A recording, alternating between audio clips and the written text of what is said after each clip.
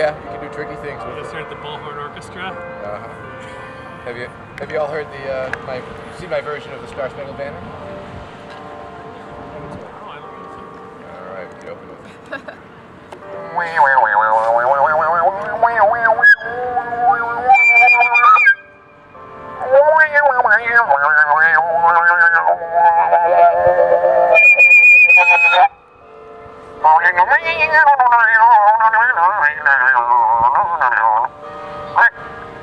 Goes on like that.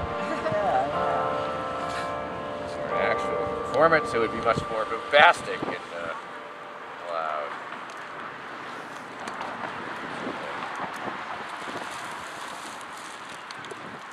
I'd like to welcome you all here to my workshop. Use of the bullhorn and the tactics of de-escalation. Essentially, it's a amplified version of the peacekeeping course, and so it's using the bullhorn as a tool with which to impart information to people and to sort of change the dynamics of a crowd situation.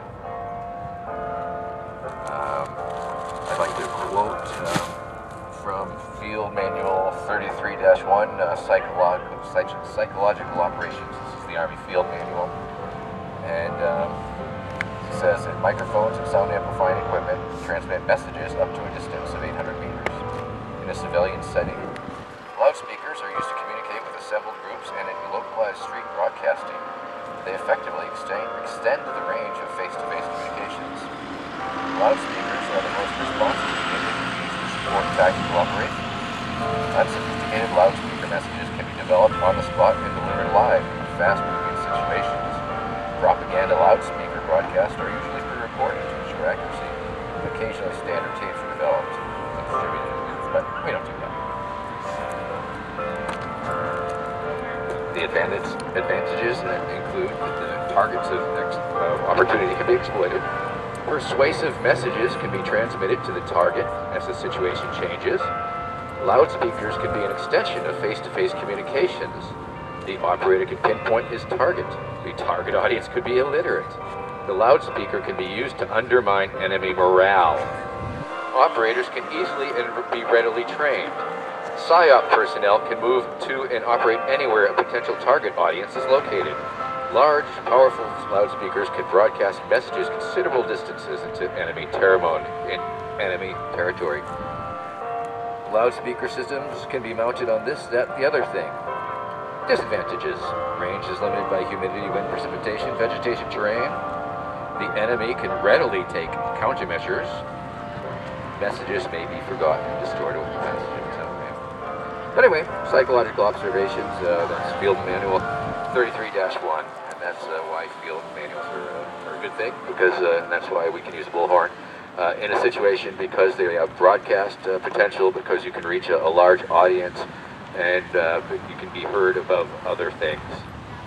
You don't have to yell, you don't have to shout. That's one of the most wonderful things about the bullhorn, is you can get your message across in a pretty calm and clear and monotonous, even conversational tone. So that's just a big plus when you're talking, trying to be heard as a rational human being. As opposed, if I had to raise my voice to be heard at that same level. If I expected you to hear me, I have to yell. Or even through this, I'm still pushing it, and it's still this. It starts to set up almost a confrontational situation where I am, the sound waves are just coming at you. Yes, I can be heard. But when I can speak through this, the whole tone changes, and so it's just a very different technique. I found it to be very useful over the years.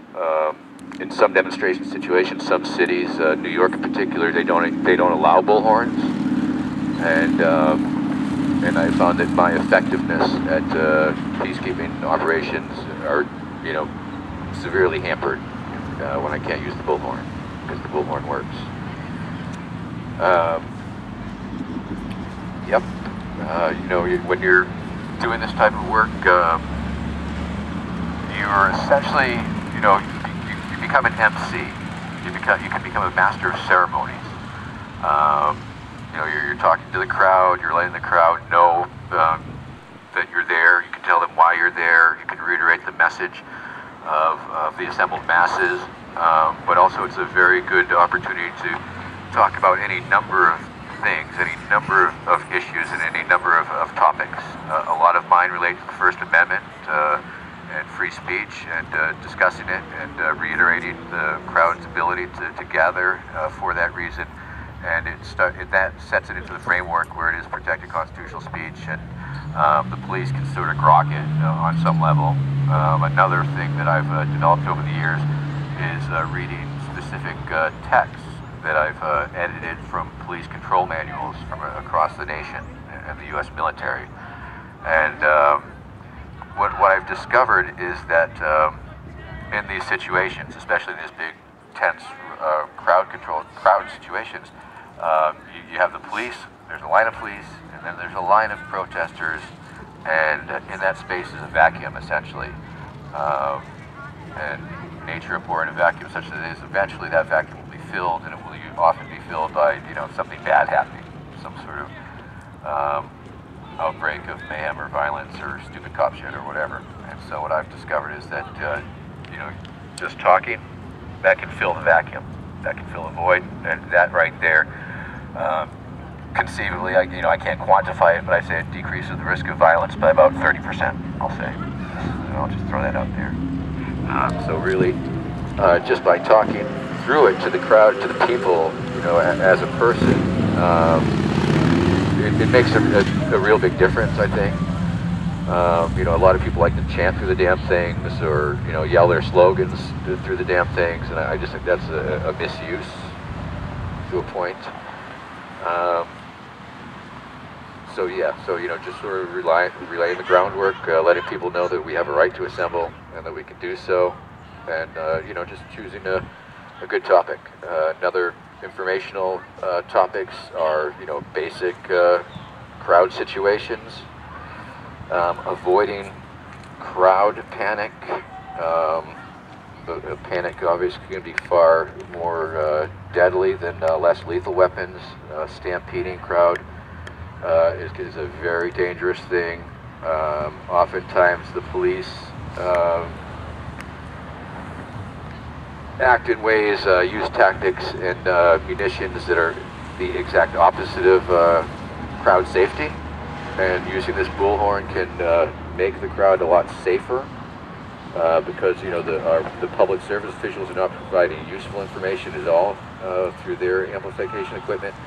And I've noticed that on our side there's a serious dearth of people offering this, you know, this information also.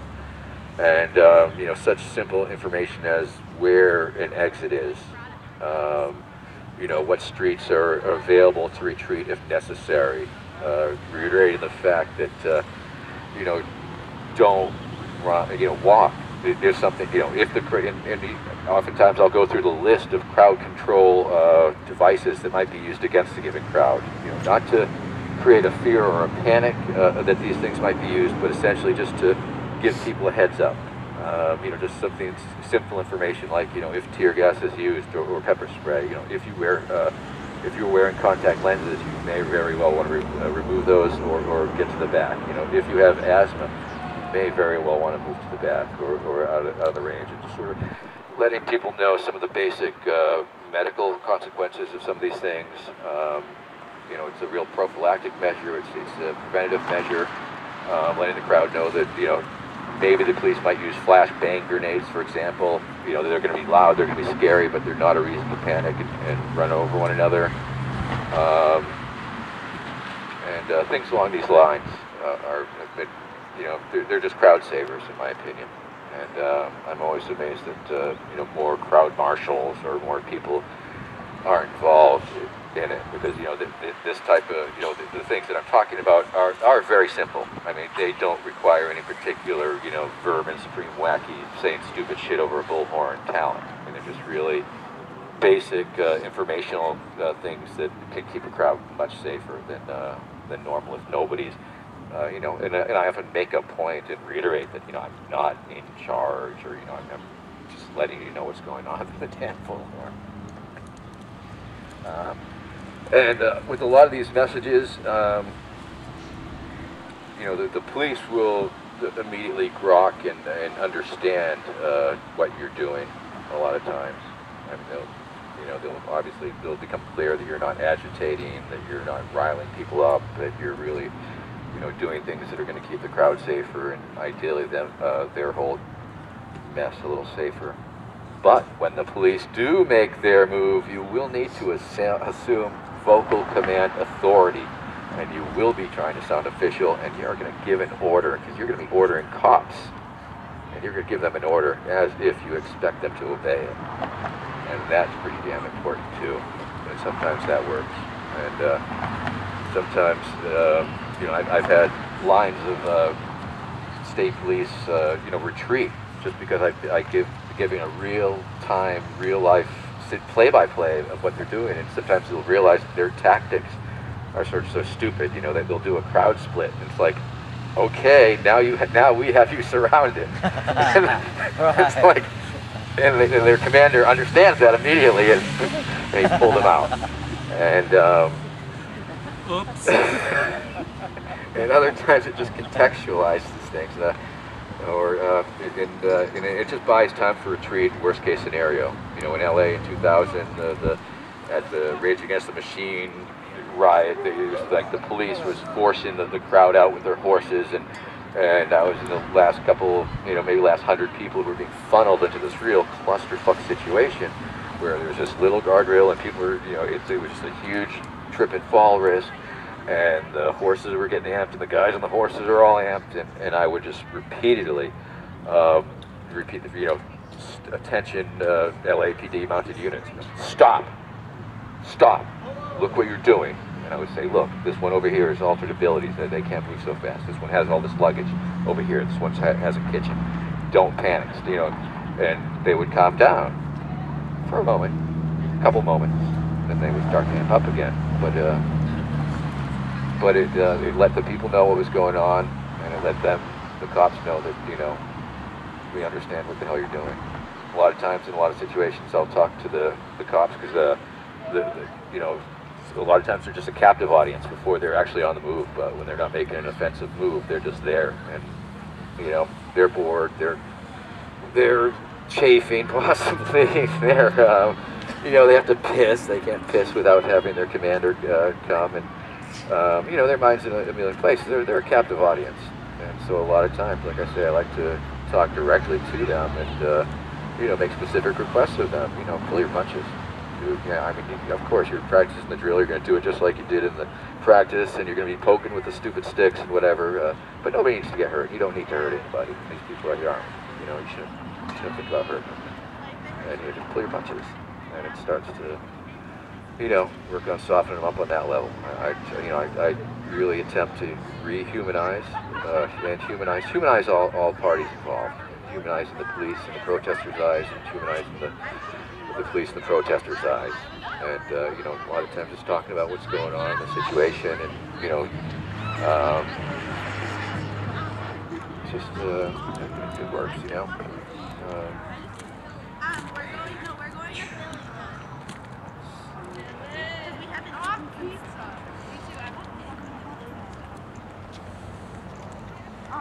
Yeah, avoiding the panic situation. I mean, you know, people can panic if there's a perceived threat or partial entrapment or breakdown of escape routes or communication failures, and you know, like I say, just letting people know where they can move to, that they shouldn't run over, that they should watch one another, that they should all be careful of one another. Really common sense things.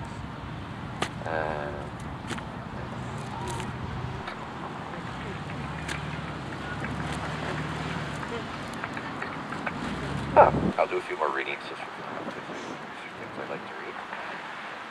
These are actually part of a little zine of edited material that I made that I actually read to the police and the crowd, and it's always a whole lot of fun when I do.